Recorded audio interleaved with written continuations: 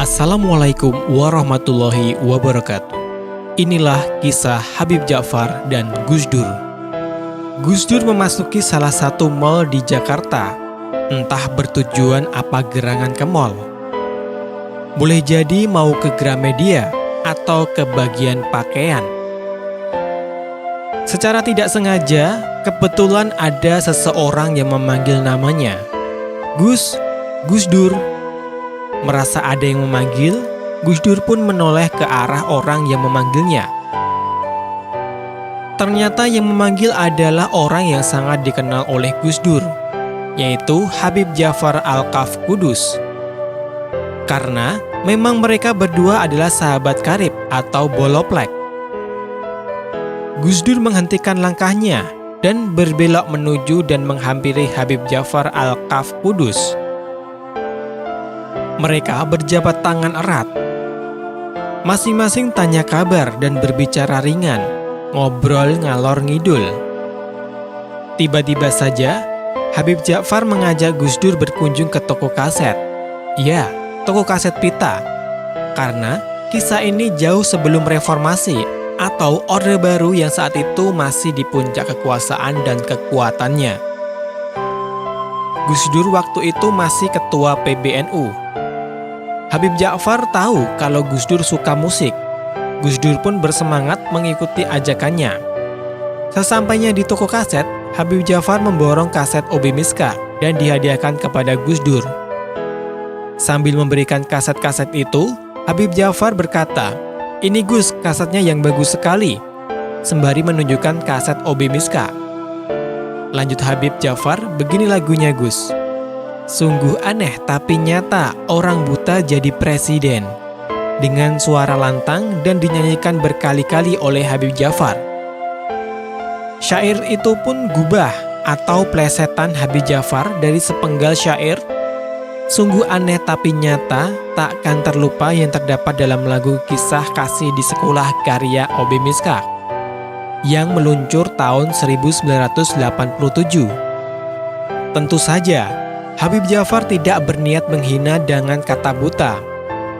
Akan tetapi, Habib Ja'far sedang menyuarakan suara hatinya yang jujur atas suatu misteri masa depan yang akan terjadi sebelum menyibak takbir. Dengan bahasa simbolik atau tanda yang menandai sesuatu yang dituju. Gus Dur yang paham betul dengan sahabat karibnya itu memilih senyum dan berterima kasih. Gus Dur paham bahwa sahabatnya itu adalah kekasih Allah atau waliullah yang weruh sadurunge winarah atau tahu sebelum kejadian. Barangkali inilah yang disebut tidak mengenal seorang wali kecuali wali. Beberapa tahun kemudian, Pak Harto lengser ke Prabon. Orde Baru runtuh, reformasi meletus. Lagu Habib Ja'far gubah dari lagu OB Miskak menjadi kenyataan. Gus Dur pun jadi Presiden Republik Indonesia. Perlahan tapi pasti, weruh sadurunge winarah. Habib Ja'far dikenal oleh publik dari dua pemilihan presiden, yaitu SBY dan Jokowi. Membuktikan hal itu, Habib Ja'far bersuara bahwa yang akan menjadi SBY, ya, betul, SBY menjadi presiden 2 periode. Habib Ja'far bilang yang akan menjadi presiden adalah Jokowi. Ya benar, Jokowi jadi presiden 2 periode. Habib Ja'far dengan suara yang mantap menyatakan, "Pak Jokowi dadi meneh, ping pindo, Pak Jokowi jadi lagi 2 kali." Kalau kita menyimak suaranya, sepertinya Habib Ja'far sangat yakin dengan apa yang diucapkannya. Bahkan seakan sesuatu yang sedang dikatakan adalah nyata dan hadir di depan mata. Padahal berisi sebuah prediksi masa depan yang masih banyak kemungkinan yang akan terjadi. Sebab seringkali beliau mengatakannya berkali-kali. Jokowi presiden, Jokowi dadi meneh, Jokowi dadi meneh. Habib Ja'far terkenal madsum, orang yang kesadarannya ditarik dari kesadaran manusiawi ke kesadaran ilahi. Karena memang arti dasar tertarik sehingga gaya hidup dan pemandangan hidupnya seringkali berbeda dengan masyarakat umum. Kehidupannya dan cara memandang sesuatu terlihat anti-mainstream. Mungkin bagi kita yang awam, kita hanya melihat fisik Habib Ja'far. Rambut gondrong, kumis tebal sampai menutup bibirnya, jenggot panjang, kuku-kukunya yang panjang, akan tetapi fisiknya terlihat selalu bersih.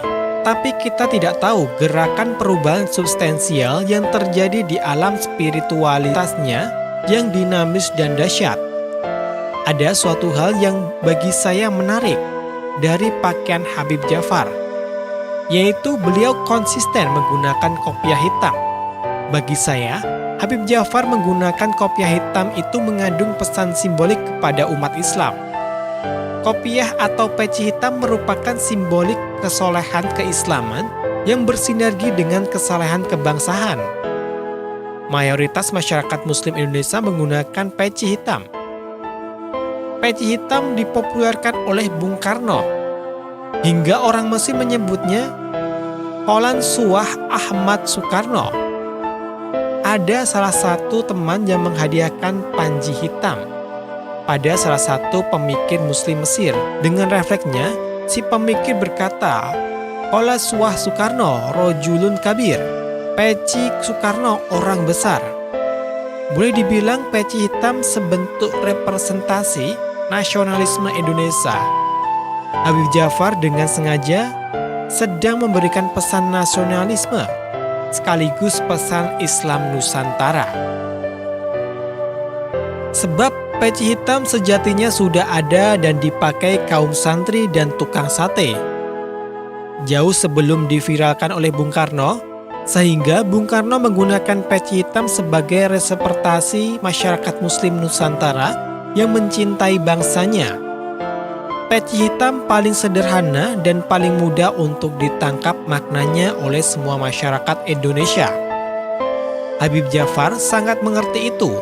Beliau tampil sebagai hati yang nasionalis, mencintai tradisi budaya dan simbol-simbol yang hidup di tengah-tengah masyarakat bangsa ini. Kedua sahabat karib, Habib Ja'far dan Gus Dur, meninggalkan alam fana ini. Hanya beda 1 hari.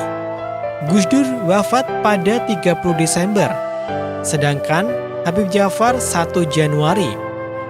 Pesan substansial yang saya tangkap bahwa betapa Habib Ja'far sangat mencintai bangsa dan negara ini, sehingga tak pernah berhenti memikirkan dan mendoakan untuk kebaikan dan kemaslahatan bagi bangsa ini.